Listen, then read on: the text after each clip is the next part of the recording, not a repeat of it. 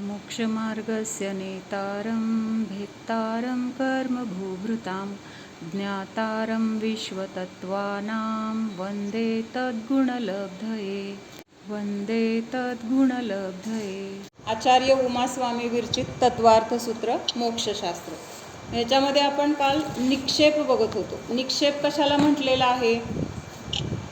कोण सांगते निक्षेप कशाला म्हटलंय?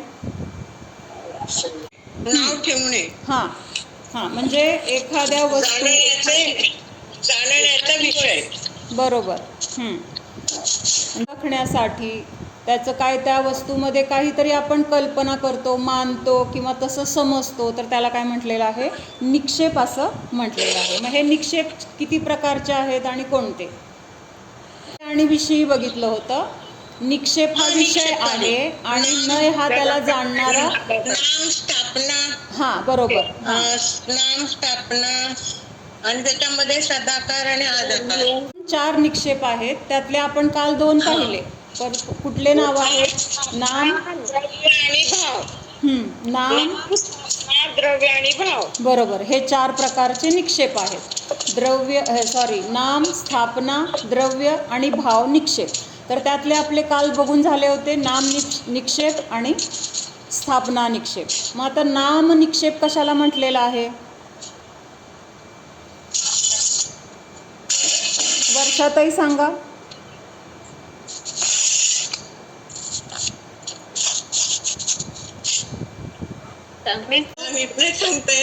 हां हां, आलं लक्षात, तुमचं भाव लक्षात आलाय का तेच मला बघायचंय की बाबा तिथं काय आहे तर महावीरांचे गुण त्या व्यक्तीमध्ये नाहीत किंवा महावीरांचे जे द्रव्य आहे ते नाहीत, महावीरांनी ज्या क्रिया केल्या त्या क्रिया त्या व्यक्तीमध्ये दिसून येत नाहीत, तरी पण त्या व्यक्तीचं नाव महावीर ठेवलंय। अपेक्षा काय आहे तर त्या व्यक्तीला ओळखण्याची किंवा त्याला जाणण्याचं ते काय एक साधन आहे।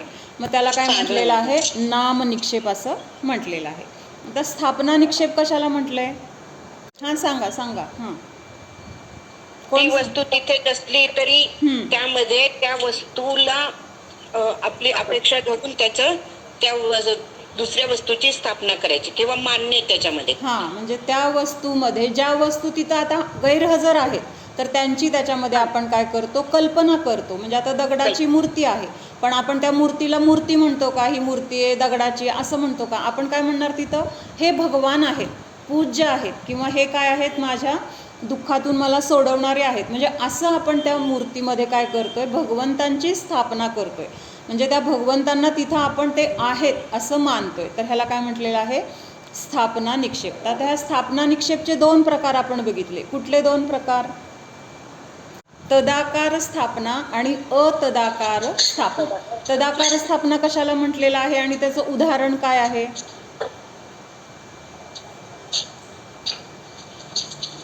तदाकार स्थापना। हां, नवीन नवीन सांगा, प्रत्येकाने सांगायचा प्रयत्न करा। हां, बाहुबली भगवानांची मूर्ती ती व्यक्ती होऊन गेली तशीच तिथं त्या व्यक्तीची म्हणजे व्यक्तीचा पुतळा किंवा तशीच त्या मूर्तीची बनवणं किंवा तशीच रचणं हे काय झालं? तदाकार, म्हणजे त्याच आकाराचं त्याच रूपाचं तिथं ती वस्तू किंवा पुतळा मूर्ती बनवणं हे काय झालं?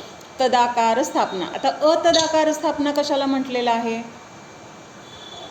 त्याने फरक काय सांगितला? तदाकार म्हणजे त्याच आकाराचं असणार, मूर्ती असेल पुतळा असेल, आणि अतदाकारमध्ये काय येणार आहे? त्या आकाराचं तिथं नसणार आहे, आकार काही वेगळे असतील पण आपण त्याच्यामध्ये तशी कल्पना करतोय। म्हणजे लवंग तिथं ठेवली आणि त्याच्यामध्ये हे भगवान आहेत असं मानलं, किंवा ते प्यादे जे आहेत शतरंजच्या काय ते बुद्धिबळाच्या खेळातले, तर तिथं राजा वजीर वगैरे असं मानलं, तर हे सगळं काय झालं? त्या आकाराचे किंवा त्या रूपाचे नसताना पण तिथं आपण त्यांना तसं पाहिलं, तर हे काय झालं? अतदाकार, म्हणजे त्या आकाराचं जे नाही तर त्याला म्हटलंय अतदाकार स्थापना। तर हे 2 निक्षेप आपण काल बघितले होते। तर परत त्याच्या पुढचं आहे द्रव्य निक्षेप। द्रव्य निक्षेपमध्ये काय सांगितलेलं आहे की भूत और भविष्यत पर्याय की मुख्यता को लेकर उसे वर्तमान में कहना जानना सो द्रव्य निक्षेप है। काय सांगितलंय?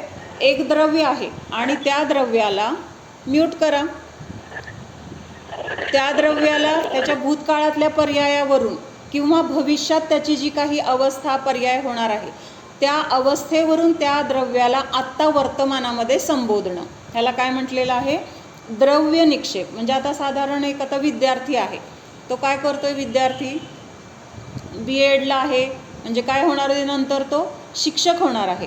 तर त्याला B.एडला ॲडमिशन मिळाली कीच त्याला काय म्हटलं जातं? शिक्षक.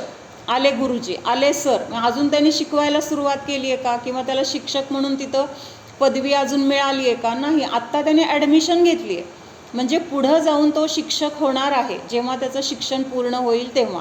पण शिक्षण पूर्ण झाल्यावर शिक्षक म्हणण्याच्या ऐवजी आत्ता त्याला ॲडमिशन मिळाले कीच तिथं काय म्हटलं जातं?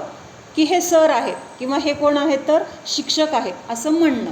म्हणजे काय? भविष्यकाळामध्ये जे होणार आहे त्याची कल्पना वर्तमानामध्येच करून त्याला त्या दृष्टीनं संबोधणं किंवा तसं मानणं. किंवा एक रिटायर शिक्षक आहेत, आता ते वर्गामध्ये जात नाही आहेत किंवा शाळेमध्ये जायचा त्यांचा विषय राहिलेला नाही किंवा शिकवायचा आता संबंध राहिलेला नाही, तरीसुद्धा रिटायर झाल्यानंतरसुद्धा जेव्हा ते कुठं जातील येतील त्यांच्या कोणी ओळखीचे भेटतील तेव्हा त्यांना काय म्हणून हाक मारणार? हे सर आहेत, अमुक अमुक सर आहेत हे. म्हणजे आता ते शिकवत आहेत का? नाही. म्हणजे ते शिकवत कधी होते? भूतकाळामध्ये शिकवत होते. आता वर्तमानामध्ये ते काय आहेत? रिटायर झालेले आहेत, तरीसुद्धा त्यांना शिक्षक म्हटलं. म्हणजे भविष्यकाळामध्ये होणार असतील किंवा भूतकाळात होऊन गेले असतील, अशा दोन्ही काळाचा आरोप वर्तमानामधल्या त्या व्यक्तीला करणं, ह्याला काय म्हटलेलं आहे? द्रव्य निक्षेप असं म्हटलेलं आहे. लक्षात येते का? डॉक्टर म्हणत होते किंवा आता एखादे डॉक्टर म्हातारे झाले आणि आता ते काय दवाखान्यात जात नाही आहेत, प्रॅक्टिस करत नाही आहेत, तरी पण त्यांना ओळख काय म्हणून असणार त्यांची? हे डॉक्टर आहेत किंवा डॉक्टर साहेब असं म्हणून त्यांना बोललं जाणार. तर हे काय आहे? द्रव्य निक्षेप म्हटला जातो. परत एकदा सांगते की एखादी व्यक्ती आहे, मग ती व्यक्ती अजून त्या पुढच्या म्हणजे पोस्टला पोचलेली नाही आहे, म्हणजे अजून तो इंजिनियर झालेला नाही आहे किंवा डॉक्टर झालेला नाही आहे किंवा कुठलंही अजून त्याच्या हातामध्ये डिग्रीचं सर्टिफिकेट मिळालेलं नाही आहे, तरी पण त्यांनी त्या साईडला ॲडमिशन घेतली. तर हे कोण आहे? इंजिनियर आहे. अजून त्याला इंजिनियरची पदवी मिळालेली नाही, डॉक्टरची पदवी मिळालेली नाही, पण अगोदरच त्याच्यावर डॉक्टर, इंजिनियर, शिक्षक असा आरोप करणं, म्हणजे त्या नावाने त्यांना बोलवणं, त्याला काय म्हटलेलं आहे? द्रव्य निक्षेप. हे झालं भविष्याच्या अपेक्षेने. आणि एखादा जर पूर्वी होऊन गेलेला आहे, म्हणजे अगोदर त्यांनी ते शिकवण्याचं काम केलेलं आहे किंवा त्यांनी अगोदर प्रॅक्टिस केलेली आहे आणि आता ते काम करत नाही आहे, तरीसुद्धा त्यांना डॉक्टर म्हणणं, इंजिनियर म्हणणं किंवा अजून काय शिक्षक म्हणणं, तर हे काय आहे? द्रव्य निक्षेप म्हटलं जातं. द्रव्य निक्षेप लक्षात येतो की अगोदर होऊन गेलेलं किंवा पुढं होणार आहे अशा दोन गोष्टी. काय सांगितलंय? अगोदर ती म्हणजे गोष्ट होऊन गेलेली असेल किंवा पुढं ती गोष्ट होणार असेल, त्या दोन्ही गोष्टींचा आत्ता वर्तमानामध्ये आरोप करणं म्हणजे काय आहे? आता पुढं जाऊन तो मुलगा डॉक्टर होणार आहे, तो मुलगा पुढं जाऊन शिक्षक होणार आहे, म्हणून त्यांनी काय केलं आहे? आत्ता ते शिक्षण घ्यायला सुरुवात केली. कुठलं शिक्षण? डॉक्टरकीचं असेल किंवा शिक्षक पेशा जो आहे तर त्याच्यासाठी शिकत असेल, मग आत्ताच त्याला काय म्हटलं जातं? हे शिक्षक आहेत किंवा हे सर आहेत. काय सर, कसं चाललं आहे तुमचं? मग अजून तर त्यांनी शिकवायला सुरुवात केलेली नाही, कुठल्या शाळेमध्ये त्यांना जॉब मिळालेला नाही, तरी पण त्यांच्यावर शिक्षक आहेत असा आरोप केला जातो. मग ह्याला म्हटलं आहे द्रव्य निक्षेप. किंवा जे लोक रिटायर झालेले आहेत, आता ते काम ते करत नाही आहेत, त्यांचा जो काही पेशा होता अगोदर तर ते काम तर त्यांनी आता सोडून दिले, आता त्यांच्याच्याने ते काम होत नाहीत, म्हणून ते कसे आहेत? निवांत राहत आहेत, रिटायर लाईफ जगत आहेत, तरी पण त्यांना काय म्हटलं जातं? त्यांनी पूर्वी शिकवण्याचं काम केलं आहे, तर हे शिक्षक आहेत, हे सर आहेत किंवा हे डॉक्टर आहेत असं तिथं म्हटलं जातं. म्हणजे हे काय केलं जातं? त्यांनी केलेल्या कामाचा त्यांच्या आत्ता काम करत नसतानासुद्धा त्यांच्या वर्तमानामध्ये त्यांच्यावर त्या अपेक्षेने बघणं, त्या अपेक्षेने ते आहे तसं मांडणं, तर ह्याला म्हटलेलं आहे द्रव्य निक्षेप. ती व्यक्ती आता म्हणजे आता काय म्हणतो आपण? आंब्याचं झाड आहे, आंब्याचं झाड आहे, त्याला आत्ता आंबे लागलेले नाही आहेत, आंबे दिसत आहेत का त्याला? पण थोड्या दिवसांनी त्याला आंबे येणार आहेत. मग त्याला आता हे लागू पडत नाही आहे तसं परफेक्ट उदाहरण, पण ते आंब्याचं झाड म्हणतो ते कशाच्यामुळं म्हणतो? त्याला आंबे येणार आहेत, आत्ता आंबे दिसत आहेत का तिथं? छोटंसं झाड लावले, म्हणजे आत्ता आपण ते बी काय कोय पेरली आणि ते उगवलंय आणि आपण काय म्हणतो हे आंब्याचं झाड आहे, मग त्याला कुठं आत्ता आंबे आहेत, पुढं जाऊन त्याला आंबे येणार आहेत. म्हणून तिथं ते आंब्याचं झाड असं म्हटलं जातं. तसं एखादा शिक्षक आहे, एखादे कोणी कामगार असेल किंवा कुठल्या म्युन्सिपाल्टीत काम करत असेल किंवा एखादा अधिकारी असेल तर काय म्हटलं जातं, हे फार मोठे अधिकारी. पण आता त्यांच्या हातात तो अधिकार आहे का? नाही. पूर्वी होता म्हणून त्यांच्यावर ते अधिकारीपणाचं तिथं लेबल जे लागलेलं आहे त्या अपेक्षेनेच आपण त्यांना तिथं मानतो. तर हे काय झालं, द्रव्य निक्षेप असं म्हटलेलं आहे. एकतर भविष्यकाळात होणार आहेत किंवा भूतकाळामध्ये होऊन गेल्या. आत्ता वर्तमानामध्ये ती क्रिया चालू नाही आहे, जी भूतकाळात होऊन गेली ती क्रिया आत्ता चालू नाही आहे, किंवा भविष्यात अजून होणार आहे मग आत्ता वर्तमानात ती क्रिया चालू नाही आहे, तरीसुद्धा त्या व्यक्तीला त्या क्रियांचा तो कर्ता आहे, त्या क्रिया तो करणारा असं तिथं मानलं जातं. तर ह्याला काय म्हटलेलं आहे, द्रव्य निक्षेप म्हटलेलं आहे.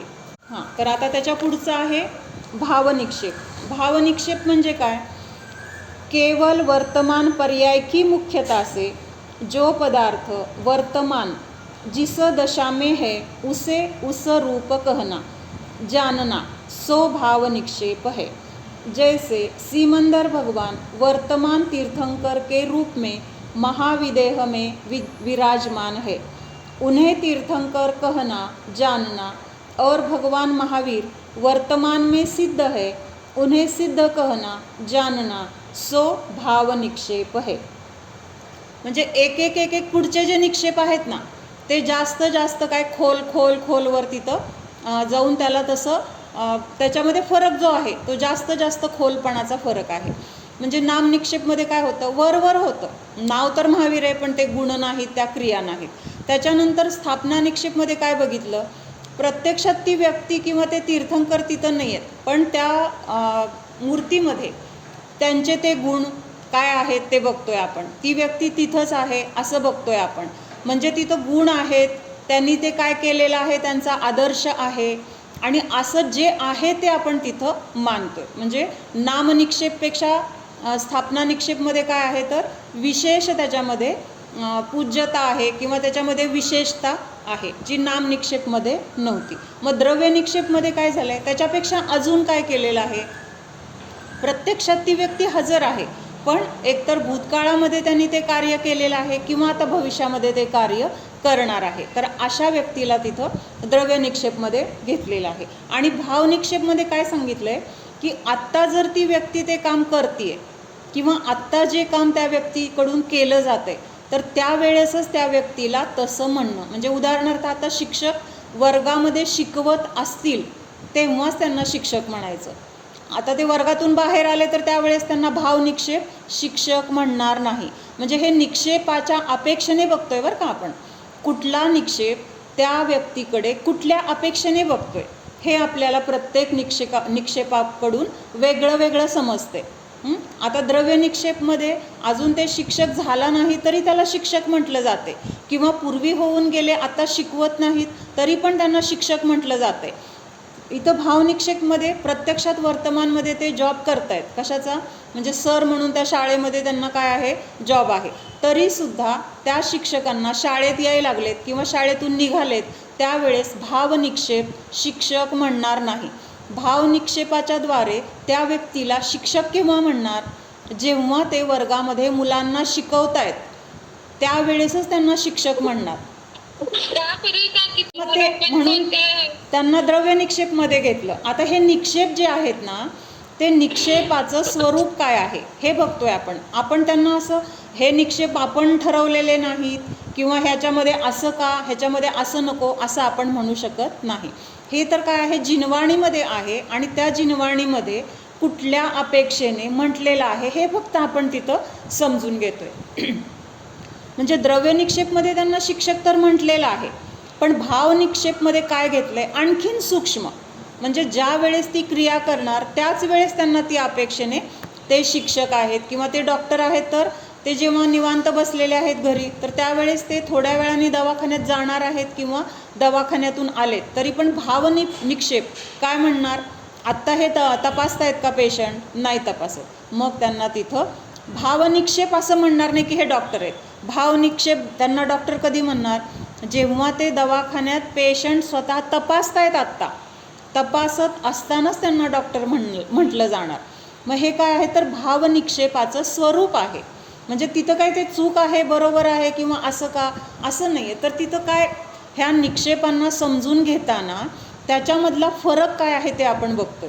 द्रव्य निक्षेपामध्ये नेहा तू म्हटली तसं आहे, म्हणजे अजून जरी ते शिकवत नसले तरी पण त्यांना शिक्षक म्हटलं जाते, किंवा शिकवून झालं असलं तरी पण त्यांना शिक्षक म्हटलं जाते.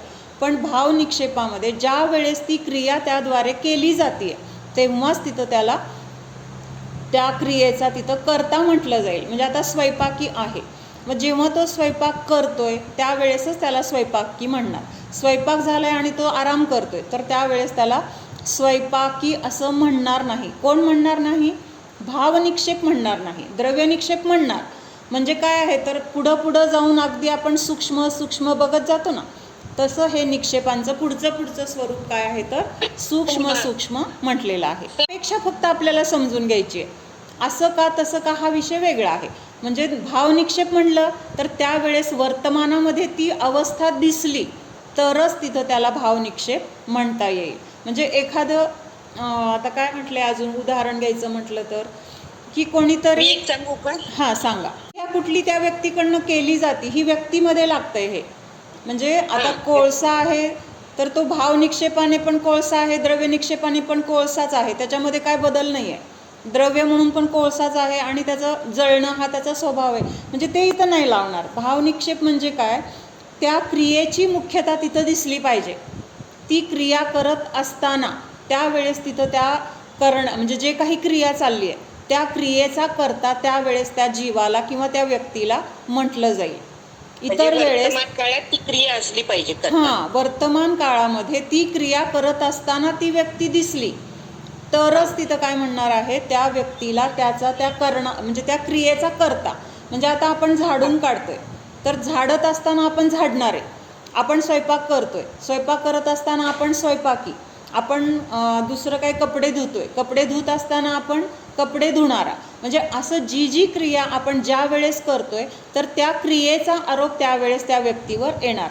मग आता स्वयंपाक करत नसताना आपण रोज स्वयंपाक करतोय, पण आत्ता जर स्वयंपाक करत नाही तर आपल्याला आत्ता स्वयंपाकी म्हणणार नाही. कोण म्हणणार नाही?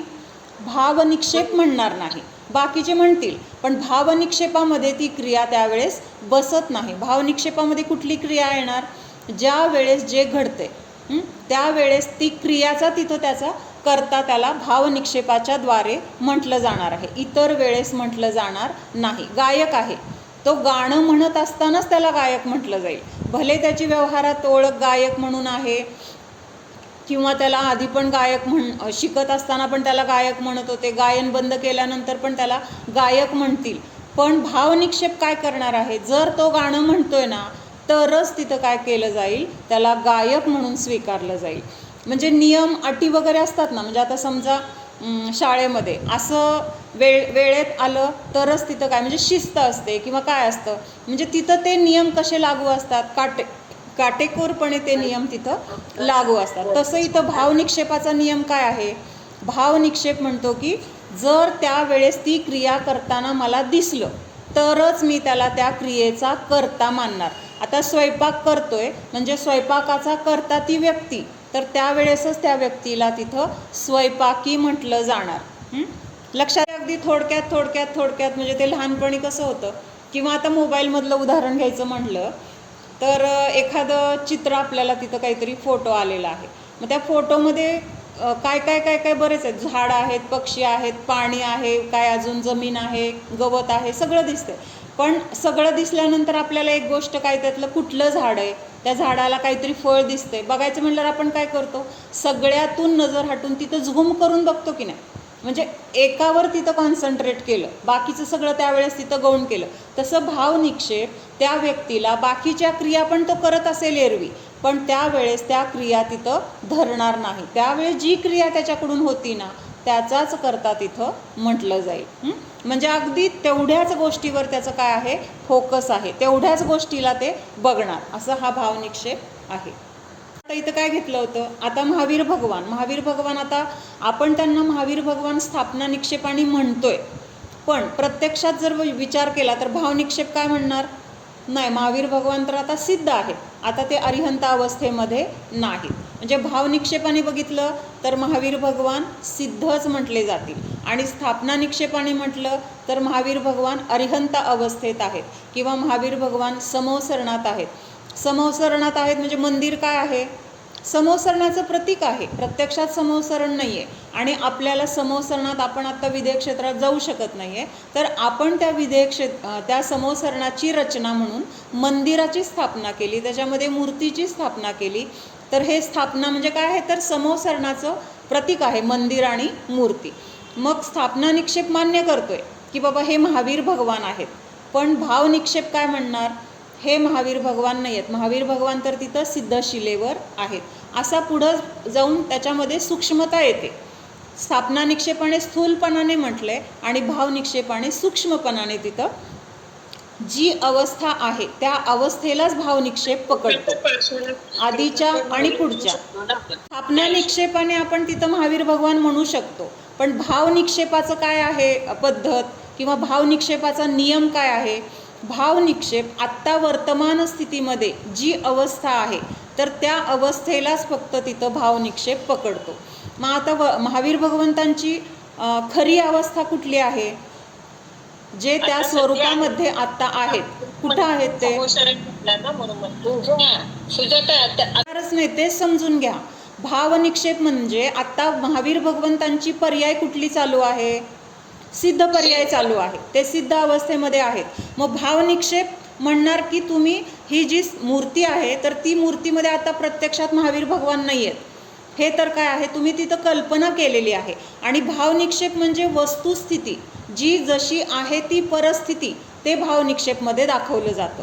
किंवा भावनिक्षेप जी वर्तमान क्रिया, वर्तमान पर्याय जे आहे त्याला तिथं विषय करतो भावनिक्षेप. मग महावीर भगवंतांची आत्ता पर्याय कुठली आहे? सिद्ध पर्याय आहे. पण आत्ता महावीर भगवान इथं वर्तमानात आहेत का हजर समोर? आपण हे तर आपण लक्षात घेतोय, लक्षात येते आपल्याला की प्रत्यक्षात इथं महावीर भगवान नाही आहेत किंवा इथं कुठलेही तीर्थंकर केवली भगवान नाही आहेत, म्हणून आपण तिथं त्यांची त्या मूर्तीमध्ये स्थापना केलेली आहे. हे बरोबर आहे, हे सत्य आहे की नाही? नाही ग, तरी मग स्थापना निक्षेप म्हणायचं तिथं, स्थापना निक्षेप म्हणायचं. आणि मग आता समजा आपण आत्ता सिमंदर भगवंतांच्या समवसरणामध्ये आहोत, आता तिथं भाव निक्षेप काय म्हणणार? हां, इथं समवसरणामध्ये काय सिमंदर भगवान तिथं आहेत आणि ते अरिहंत अवस्थेमध्ये आहेत, म्हणजे वर्तमान त्यांची पर्याय आहे ती अरिहंत अवस्थेची आहे. कळलं का? पण महावीर भगवंतांची पर्याय आत्ता सिद्ध अवस्थेची आहे. आता इथं आपण कल्पना करून त्या मूर्तीमध्ये त्यांना बघतोय आपल्या फायद्यासाठी किंवा आपल्या स्वार्थासाठी, आपल्या सुखासाठी आपण तिथं त्या दगडामध्ये ते मूर्ती बनवून त्याच्यामध्ये भगवंतांची स्थापना केलेली आहे. पण प्रत्यक्षात तिथं भगवान नाहीत हे आपल्याला माहीत आहे, पूर्ण 100% माहीत आहे. भगवान कुठं आहेत? सिद्धशिलेवर आहेत, हे पण आपल्याला पक्कं माहीत आहे.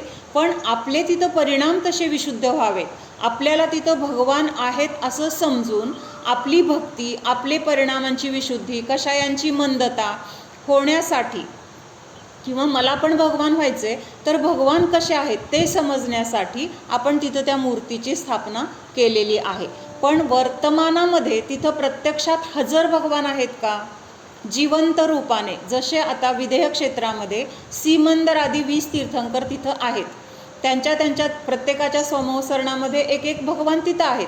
ते कसे आहेत? आत्ता वर्तमानामध्ये तीर्थंकर अवस्थेत आहेत, म्हणून त्यांना भाव निक्षेप, त्यांना तीर्थंकर म्हणून तिथं स्वीकारणार, त्यांना अरिहंत अवस्थेमध्ये स्वीकारणार की हां हे अरिहंत आहेत, हे तीर्थंकर आहेत. पण मंदिरामध्ये जी स्थापना केलेली आहे तर तिथं भाव निक्षेप हे भगवान आहेत असं स्वीकारणार नाही. म्हणजे थोडक्यात काय आहे? भाव निक्षेप कल्पनेला मानत नाही. तिथं स्थापना केली आहे त्याला भाव निक्षेप स्वीकारत नाही. किंवा आधी करणारे क्रिया, हे आधी क्रिया केली आहे नंतर क्रिया करणार आहे, हे सुद्धा तिथं मानत नाही. म्हणजे एखादे अधिकारी असतात ना, तिथं आता आपल्याला समजा काय इंटरव्ह्यूला जायचं आहे तर तिथं आपण प्रत्यक्षात तिथं समोर आपण असणं गरजेचं आहे. दुसरं कुणाला पाठवलं किंवा आम्ही नंतर येतो, अगोदर येतो असं म्हटलं तर तिथं चालेल का? त्याच वेळेस त्यांनी जी वेळ दिलेली आहे त्यावेळेस तिथं गेलो तरच ते आपल्याला तिथं स्वीकारणार आहेत. लक्षात येते का? मध्ये मूर्ती जर आपण बघतोय तर तिथं भाव निक्षेपाच्या द्वारे ते स्वीकारलं जाणार नाही, कारण तो भाव निक्षेपाचा तो नियम जो आहे त्याच्यामध्ये ती मूर्ती येत नाही. भाव निक्षेपामध्ये काय येणार आहे? वर्तमान अवस्थेमध्ये ज्या पर्यायामध्ये किंवा ज्या क्रियामध्ये ती व्यक्ती आहे त्या क्रिया करत असतानाचा त्या व्यक्तीवर आरोप येणार आहे किंवा त्या व्यक्तीला त्याचं तिथं कर्ता म्हटलं जाणार आहे. अगोदर क्रिया केली असली तरी तिथं भाव निक्षेप स्वीकारणार नाही. आम्ही आधी स्वयंपाक केलाय, मग आम्हाला स्वयंपाकी म्हणा म्हटलं तर भाव निक्षेप म्हणणार नाही. द्रव्य निक्षेप मान्य करेल. म्हणजे हा प्रत्येक निक्षेपाचं हे वैशिष्ट्य आहे. प्रत्येकाचं काहीतरी वेगळेपण असतं की नाही. सगळे जर समानच म्हटले तर मग त्यांना वेगळं कशाला केलं असतं, मग सगळ्यांना एकातच घातलं असतं. मग भाव निक्षेपामध्ये पण तेच आणि मग द्रव्य निक्षेपामध्ये तेच, असं होऊ शकणार नाही. लक्षात येते? अवघड वाटतंय? समज. ठीक आहे, बरोबर आहे. म्हणजे विदेह में, हाँ, सिमंदर भगवान वर्तमान तीर्थंकर के रूप में महाविदेह में विराजमान है. उन्हें तीर्थंकर कहना, जानना और भगवान महावीर वर्तमान में सिद्ध है, उन्हें सिद्ध जानना कहना सो भाव निक्षेप है. जहाँ सम्यक दर्शनादि या अजीवादि शब्दों का प्रयोग किया गया हो वहाँ कौन सा निक्षेप लागू होता है, सो निश्चय करके जीव को सच्चा अर्थ समझ लेना चाहिए. सूत्र 1 में सम्यक दर्शन ज्ञान चारित्राणि तथा मोक्ष मार्ग यह शब्द तथा सूत्र 2 में सम्यक दर्शन यह शब्द भाव निक्षेप से कहा ऐसा समजना चाहिए. काय सांगितलंय? पहिलं जे सूत्र आहे त्याच्यामध्ये सम्यक दर्शन हा मोक्ष मार्ग आहे असं सांगितलंय आणि दुसऱ्या सूत्रामध्ये सम्यक दर्शन हा शब्द घेतलेला आहे, तर तो कुठल्या अपेक्षेने घेतलेला आहे? भाव निक्षेपाच्या अपेक्षेने घेतलेला आहे असं म्हटलेलं आहे. भाव निक्षेपाच्या अपेक्षेने म्हणजे ज्या वेळेस तो जीव स्वतःच्या आत्म्याला जाणणार. लक्षात येते का? भाव निक्षेप म्हणजे आता जीवाच्या बाबतीत सम्यक दर्शन आहे असं म्हटलं तर तेव्हा कुठली अपेक्षा असणार? ज्या वेळेस तो जीव स्वतःच्या आत्मस्वरूपामध्ये लीन आहे त्यावेळेस त्या जीवाला तो मोक्ष मार्गस्थ आहे किंवा त्याला सम्यक दर्शन आहे किंवा तो स्वतःच्या आत्म्यामध्ये लीन आहे असं तिथं भाव निक्षेपाच्या द्वारे म्हटलं जाईल. लक्षात येते का? उदाहरणाच्या द्वारे. आणि हे पण असं होतंय ना, मग दुसऱ्या सूत्रामध्ये खरी श्रद्धा नाही सम्यक दर्शनाचं हे सांगितलंय ना दुसऱ्या सूत्रामध्ये. मग हे पण भाव दुसऱ्या सूत्रामध्ये आपण शिकलो. ते भाव निक्षेपणच झालं की असं म्हणते? नाही, तोच फरक आहे. आता 7 तत्व आपण शिकतोय. म्हणजे समजा एक उदाहरण, आता आपण नवीन सुरुवात केली धर्म शिकायला किंवा मग त्याच्यामध्ये आपण 7 तत्व काय आहेत आपल्याला अगोदर माहीत नव्हती, मग त्याचं स्वरूप काय, मग आपल्या अगोदरच्या मान्यता काय, हे सगळं तिथं ज्ञान झालं. आणि आता लक्षात येतंय की आपली रुची आपल्या आत्मस्वरूपाकडे वळलेली आहे किंवा आपल्याला आपल्या आत्म्याची ओढ लागलेली आहे. मग आता व्यवहाराने इथं काय म्हणणार? द्रव्य निक्षेप म्हटला जाईल. म्हणजे आता पुढं जाऊन त्या जीवाला सम्यक दर्शन प्राप्त होणार आहे. अजून प्राप्त झालंय का? पण आता सम्यक दर्शन प्राप्त करण्याचे जे उपाय आहेत तर त्या उपायांचा तो जीव काय करतोय? आधार घेतोय. म्हणजे 7 तत्व काय आहेत, मग जीवाचं स्वरूप काय सांगितलंय, मग सम्यक दर्शन होण्यासाठी आपलं आत्मश्रद्धान असणं गरजेचं आहे. म्हणजे काय करायचंय? आत्म्याची रुची किंवा आत्म्याला जाणायचंय, मग त्याच्यासाठी कसं जाणायचंय, मग त्याच्यासाठी आत्म्याची गुण काय आहेत, हे सगळं समजून घेतोय. तेव्हा तिथं द्रव्य निक्षेपाने त्या जीवाला सम्यक दृष्टी म्हटलं जाईल. कुठल्या अपेक्षेने? तो शिक्षक होण्यासाठी आत्ता त्याने ॲडमिशन घेतलेली आहे. अजून तो शिक्षक पुढं जाऊन त्याची डिग्री वगैरे हातात आल्यानंतर त्याला खरं शिक्षक म्हणणार आहे भाव निक्षेप, किंवा शिकवताना तिथं भाव निक्षेप म्हणणार आहे. पण द्रव्य निक्षेप काय म्हणतोय? आता ह्यांनी शिक्षक होण्यासाठी त्यांनी म्हणजे काय सुरू केलेलं आहे? शिकण्यासाठी तिथं ॲडमिशन घेतलेली आहे किंवा त्यांनी अभ्यास सुरू केलेला आहे, तर तिथं द्रव्य निक्षेप त्याला शिक्षक म्हणतोय.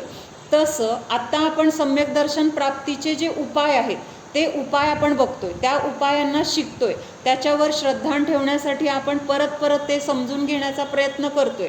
तर हे द्रव्य निक्षेपाच्या अपेक्षेने आपल्याला तिथं काय म्हटलं जाईल?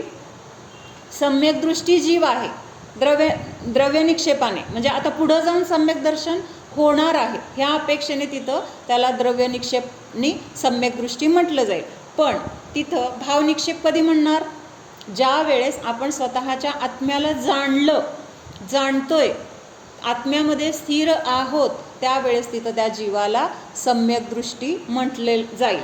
म्हणून आता इथं त्यांनी काय सांगितलंय तर सम्यक दर्शन, ज्ञान, चारित्र्य आणि मोक्षमार्ग ह्या सूत्रामध्ये जो सम्यक दर्शन शब्द किंवा दुसऱ्या सूत्रामध्ये पण सम्यक दर्शन शब्द तत्वार्थ श्रद्धानम सम्यक दर्शनम असं जे म्हटलेलं आहे, तर तिथं अपेक्षा कुठली घ्यायची आहे? सम्यक दर्शन कुठलं सांगितलंय तर तिथं भावनिक्षेपवालं सम्यक दर्शन.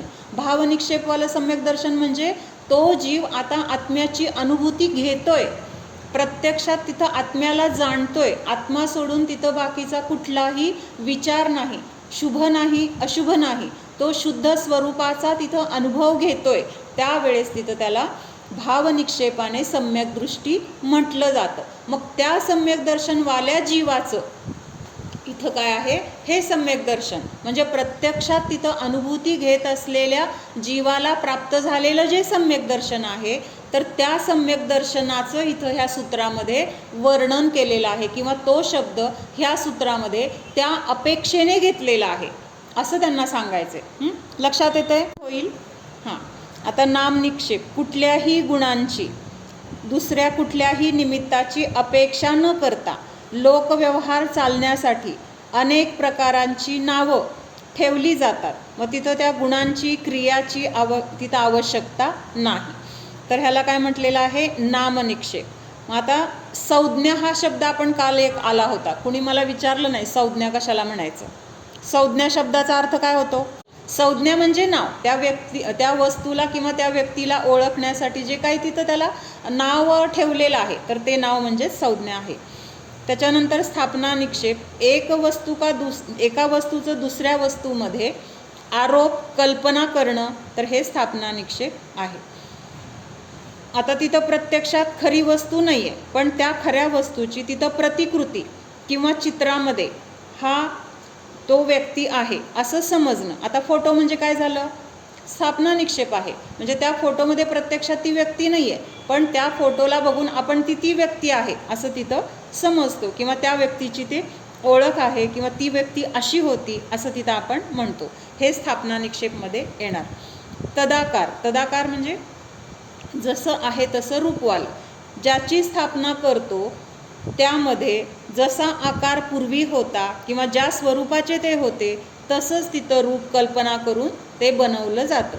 पुतळे असतील, मूर्ती असेल, भगवान अवस्थेमध्ये भगवान असेच होते, त्या मूर्तीमध्ये तशीच त्यांची स्थापना केली जाते. अतदाकार, त्या वस्तूचा आकार तसा नाही आहे, म्हणजे आता भगवंतांचा आकार जसा होता तसं तिथं लवंगेचा आकार नाही आहे, तरी पण त्याच्यामध्ये त्या भगवंतांना मानणं की हे भगवान आहेत, तर हे सगळं काय आहे? अतदाकार किंवा त्याला असद्भाव स्थापना पण म्हटलेलं आहे. म्हणजे प्रत्यक्षात आकार पण नाही आणि ती व्यक्ती पण प्रत्यक्षात नाही, म्हणून त्या व्यक्तीचा तिथं सद्भाव नसताना इतर कुठल्या तरी रूपामध्ये, इतर कुठल्या तरी आकारामध्ये तसं ते मानणं, तर हे काय आहे? अतदाकार आहे. म्हणजे ह्याच्यामध्ये अजून एक उदाहरण आहे ते नकाशामध्ये. आपण शाळेमध्ये शिकत असताना नकाशामध्ये काय दाखवलं जायचं?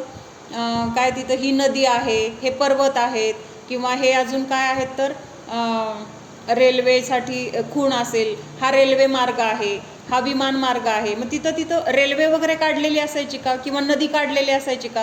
तर तिथं त्यांना एक वेगळे काहीतरी आकार दिलेले आहेत. हा आकार नदीचा, हा आकार पर्वताचा, हा आकार ह्या देशाचा. म्हणजे असं तिथं काय केलेलं असतं? नकाशामध्ये चिन्हांच्या द्वारे ते ओळखलं जातं. तर हे कशामध्ये येणार?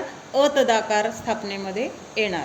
त्याच्यानंतर नामनिक्षेपामध्ये पूज्य किंवा अपूज्यतेचा व्यवहार होत नाही. म्हणजे मुलाचं नाव ते असले तरी गुण तिथं ते असतीलच असं नाही. मग असं व्यवहारात पण आपण म्हणतो ना, नाव सोनूबाई हाती कळसाचा वाळा, म्हणजे नाव काय आहे? सोनं, आणि प्रत्यक्षात तिच्याकडे काय नसतं? पैसे नसतात किंवा खूप गरिबी असते. म्हणजे हे काय आहे तर नामनिक्षेपामध्ये येतं. किंवा एखादीचं नाव शांती आहे आणि प्रत्यक्षात तिच्या आयुष्यामध्ये भयंकर काय आहे? अशांती असते. किंवा दया कुणाचं तरी नाव आहे पण त्याचा स्वभाव अतिशय क्रूर असू शकतो, म्हणजे हे सगळं नामनिक्षेपामध्ये येतं. हां, त्याच्यानंतर व्यवहार चालण्यासाठी महावीर नाव ठेवले. स्थापना निक्षेपमध्ये पूज्यता, अनुग्रहाची भावना असते, म्हणजे भगवंतांची स्तुती केली. म्हणजे आता हे स्थापना निक्षेप आपल्यासाठी इतका महत्त्वाचा आहे. का महत्त्वाचा आहे तर ती स्थापना तिथं केल्यामुळं प्रत्यक्षात भगवान आहेत आणि त्या भगवंतांना आपण बघतोय, त्यांची स्तुती करतोय. त्यामुळं काय झालं, तिथं आपल्याला एक प्रकारची शांती, आनंद किंवा तिथं कषायांची मंदता झाली. नेहा काय बोलायचंय तेच ना, आपण तिथं म्हणजे ते लवंग वगैरे चढतो. तू काल नव्हती का? कालचा रेकॉर्डिंग पण ऐक तू. म्हणजे हे स्थापना वगैरे करायची नाही असं अम्मांनी सांगितलेला विषय काल डिटेलमध्ये घेतला होता. स्थापना करायची असेल तर आपल्या मनामध्ये स्थापना करायची. मनामध्ये भगवंतांना म्हणजे म्हणायचंय, अत्र अत्र तिष्ठ तिष्ठ सगळं म्हणायचंय, पण ते म्हणत असताना भगवंतांना तिथं बाहेर त्या स्थापनेच्या ह्याच्यामध्ये जे ठेवलं जातं त्याच्याऐवजी भगवंतांना आपल्या मनाच्या म्हणजे मंदिरामध्ये, मन हे पण एक मंदिर म्हटलंय, आणि त्या मंदिरामध्ये भगवंतांना बोलवलं, तिथं भगवंतांना स्थानापन्न केलं, तिथं भगवंतांना नमस्कार केला आणि ते भगवान तिथं विराजमान आहेत असं समजून आपण बाकीची पुढची पूजा करायची आहे. मग प्रत्यक्षात मंदिरात भगवानांची मूर्ती आहेच की, मग वेगळी स्थापना करायची गरज काय? हा मंदिर नाही आहे तिथं, मग अशा ठिकाणी आता कल्पना म्हणून तिथं ती स्थापना केली वगैरे म्हणलं तर एक वेळ ठीक आहे. पण मंदिरामध्ये मूर्ती असताना किंवा तिथं जिनवाणी आहे आणि तरीसुद्धा आपण तिथं सरस्वतीची पूजा करताना तिथं परत स्थापना करतोय, मग तिथं ते करण्याची गरज काय? साक्षात मूर्ती आहे म्हणून तिथं आणखीन तिथं त्या आपल्या ताटलीमध्ये तिथं स्थापना न करता एकतर मनामध्ये त्यांना बोलवायचे, म्हणजे उलट आपल्या घरामध्ये ते आले, आपलं मन किंवा आपलं सर्वात जवळचं जे ठिकाण आहे तिथं आपण भगवंतांना बोलवतोय, ही गोष्ट सगळ्यात उत्कृष्ट आहे. बाहेर असणं, आता आपल्या मुलांचं किंवा आपल्याला आवडत्या व्यक्तीचं स्थान कुठं असतं? आपल्या घरामध्ये बाहेर असतं का आपल्या मनामध्ये असतं?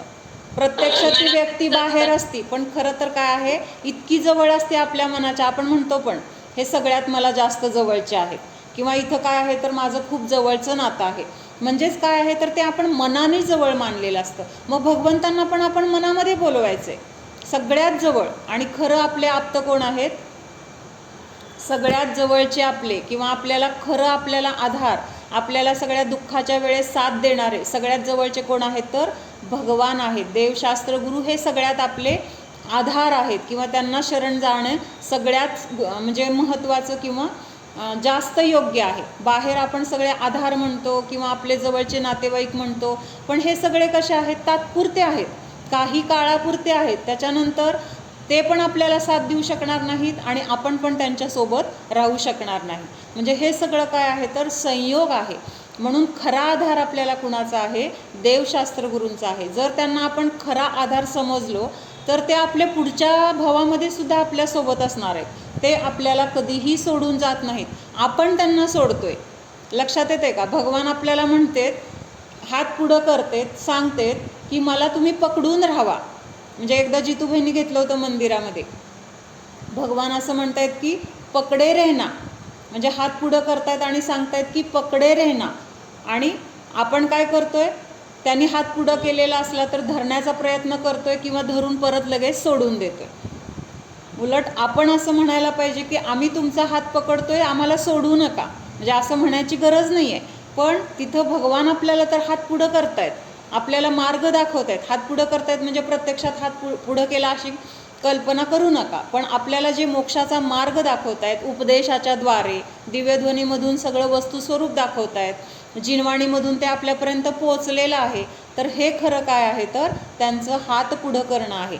पण आपणच जर त्याला पकडलं नाही तर मग चूक कुणाची आहे? आपली चूक आहे. म्हणून तिथं सगळ्यात जवळचं आपल्यासाठी कोण आहे ह्या जगामध्ये तर देवशास्त्र गुरु आहेत. आपण जर त्यांना सोडलं तर मग ते सुटणार आहेत. आपण जर त्यांना पकडून राहिलो किंवा त्यांना आपला खरा आधार मानलं, तसा आपण तिथं भक्तिभाव ठेवला तर पुढच्या भावात जोपर्यंत आपण मोक्षाला जात नाही तोपर्यंत आपल्यासोबत हे देवशास्त्र गुरु नक्की राहणार आहेत.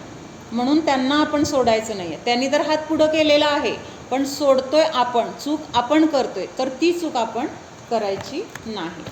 त्याच्यानंतर द्रव्य निक्षेप भूत किंवा भावी पर्यायाचा वर्तमानामध्ये आरोप करणं.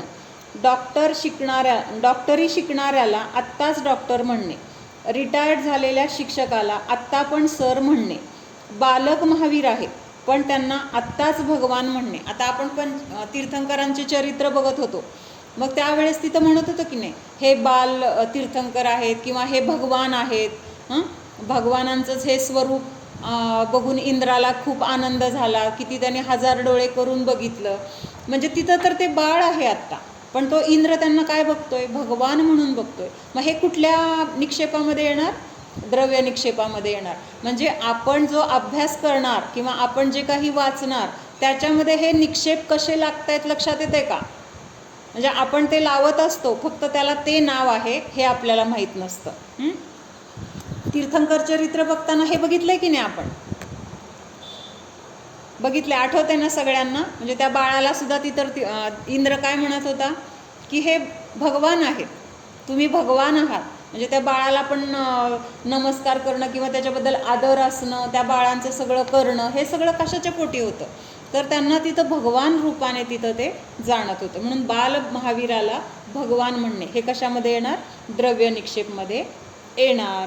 तर हे द्रव्य निक्षेप जे आहे ना, त्या द्रव्य निक्षेपचे परत प्रकार आहेत. आपण डायरेक्ट भाव निक्षेप घेतला तर ते थोडक्यात वाचून दाखवते. थोडासा अवघड विषय आहे, पण एकदा कानावरून तरी जाईल म्हणून वाचून दाखवते.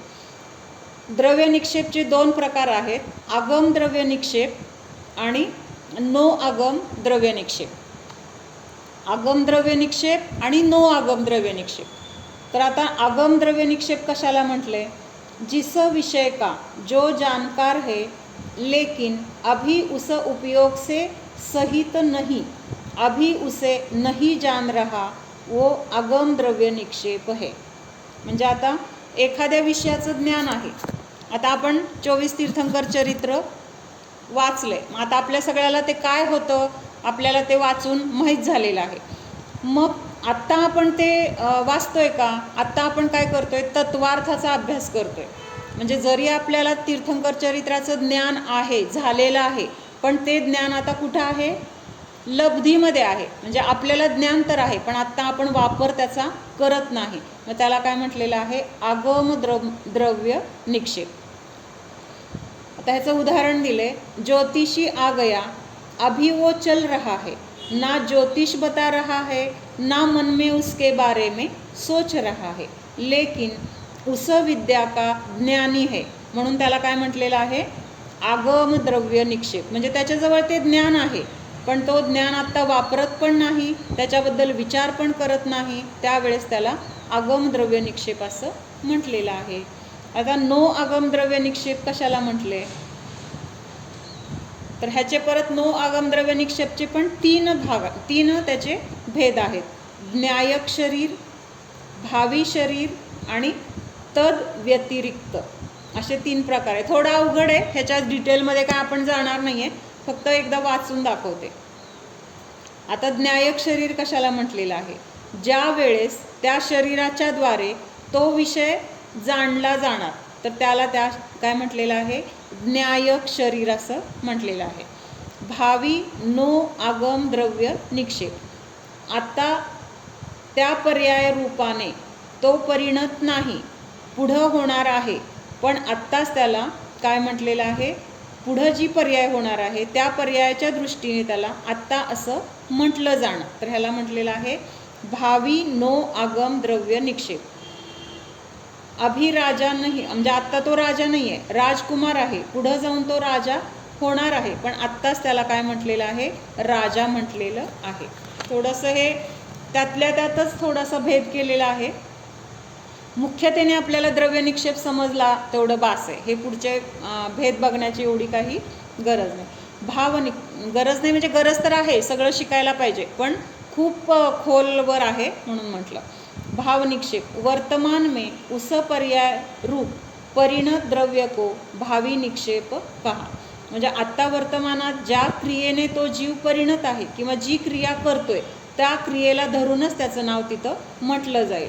आत्ता राजा आहे तेव्हाच त्याला राजा म्हणणार. म्हणजे राजा म्हणजे राज्यकारभार करतोय, म्हणजे राज्यसभेमध्ये बसलाय, काहीतरी निर्णय घेतोय प्रजेसंदर्भात, त्यावेळेसच त्याला राजा म्हटलेलं आहे. तर असं हे आगम भाव निक्षेप. अभी समय सार शास्त्र को जान रहा है, शब्द पढ़ रहा है, तर त्यावेळेस त्याला तिथं आगम भाव निक्षेप असं म्हटलेलं आहे. म्हणजे हे आता भावनिक्षेपचे पण भेद आहेत बहुतेक. हां बरोबर आहे. हे मगाशी आगम द्रव्य निक्षेप, हां ते नाही, हां नो आगम द्रव्य निक्षेपचे 3 प्रकार सांगितले.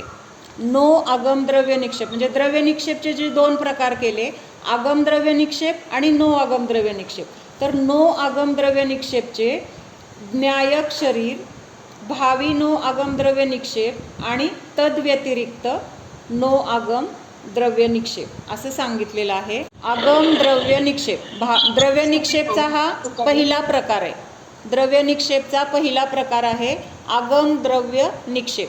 तर आगम द्रव्य निक्षेप काय सांगितलंय, ज्या विषयाचा जो जाणकार आहे पण आत्ता तो त्या विषयाला जाणत नाही, म्हणजे डोक्यामध्ये आत्ता दुसरंच काहीतरी चालू आहे किंवा जे ज्ञान आहे त्याच्याबद्दलचा आत्ता विचार पण नाही, ते वाचत पण नाही, त्याच्याबद्दल बोलत पण नाही, तर त्यावेळेस तिथं आगम द्रव्य निक्षेप असं म्हटलेलं आहे.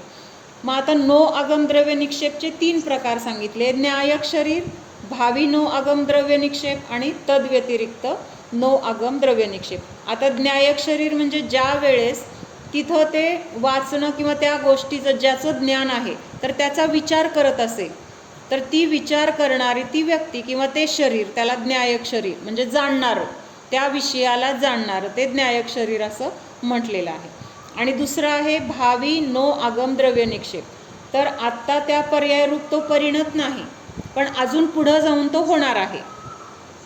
म्हणजे आत्ता आपण मगाशी बघितलं ना, तो अजून शिकतोय, पुढं जाऊन त्याला ती डिग्री मिळणार आहे, ते काम पुढं जाऊन करणार आहे, पण आत्ताच त्याला काय म्हटलेलं आहे, त्या अपेक्षेने तिथं म्हटलं जातं शिक्षक आहे, डॉक्टर आहे. मग इथं भावीचा अर्थ काय आहे, तर पुढं होणारा तो द्रव्य निक्षेप, पण आत्ताच त्याला तिथं त्या अपेक्षेने म्हटलेलं आहे, म्हणून तिथं भावी नो आगम द्रव्य निक्षेप. म्हणजे आत्ता ती पर्याय त्याची नाही आहे, पण थोड्या दिवसांनी ती पर्याय त्याला होणार आहे किंवा त्या पर्यायाचं रूपांतर पुढं वर्तमानामध्ये म्हणजे भविष्यामध्ये त्या पर्याय रूपाने होणार आहे. तर ह्याला म्हटलंय भावी म्हणजे पुढं होणारं ते नो आगम द्रव्य निक्षेप. आणि भावी निक्षेपचं बघितलं आपण तर त्याचे पण 2 भाग आहेत की आगम भाव निक्षेप आणि नो आगम भाव निक्षेप. आता आगम भाव निक्षेप कशाला म्हटलंय, आत्ता समयसार वाचतोय ना, ते शब्द समयसार म्हणतोय, तर त्यावेळेस तिथं आगम भाव निक्षेप. आणि नो आगम भाव निक्षेप समयसार जे वाचलेलं आहे तर ते वाचलेलं ज्ञानाच्या स्वरूपाने त्याची परिणती चाललेली आहे.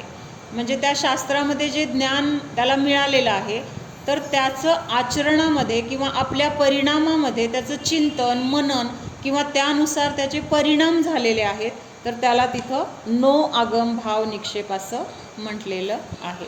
थोडा थोडा फरक आहे, पण मुख्यतेने जे आपलं त्याचं स्वरूप आहे ना तेवढं समजलं तरी ठीक आहे. हे त्याचे भेदामध्ये आपल्याला थोडंसं कन्फ्युजन आहे. ओम सावधान जाणा, हा मी शुद्ध जीव आहे, जाणणारा आहे, मात्र जाणत आहे. जाणणे सोडून मी अन्य काहीही करणारा नाहीच.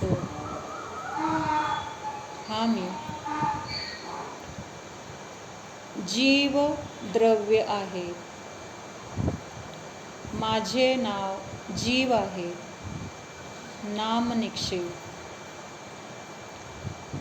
आजपर्यंत मी या जीवाला शरीर रूपाने जाणले, आता शरीराला शरीर, जीवाला जीव जाणत आहोत. जीवामध्ये जीवाचीच स्थापना करा. आजपर्यंत जीवामध्ये शरीराची स्थापना होती, आता जीवाला जीवच जाणू म्हणजेच जीवामध्ये जीवाची स्थापना करू. हा मी द्रव्यदृष्टीने प्रभूंसारखाच जीव आहे. मी देखील प्रभूंसारखाच केवल ज्ञान स्वरूपाला प्राप्त करणारा आहे. द्रव्य निक्षेपाने मी आत्ता भगवान आहे. पुढे जाऊन भविष्य काळामध्ये मी भगवान होणारच आहे. म्हणजेच भविष्यामध्ये होणाऱ्या पर्यायालाच आत्ता वर्तमानामध्ये द्रव्य निक्षेप म्हटले जाते. द्रव्य निक्षेपाने हा मी आत्ता समानच भगवान आहे. स्वतःच्या आत्मस्वरूपालाच जाणतो. भावनिक्षेपाने हा मी जाणत आहे. जीवाचे जाणणे हा स्वभाव आहे. आत्ता जाणण्याचेच काम चालू आहे. भावनिक्षेपाने हा मी आत्ता जाणणारा आहे. ज्ञायकस्वरूपोऽहम्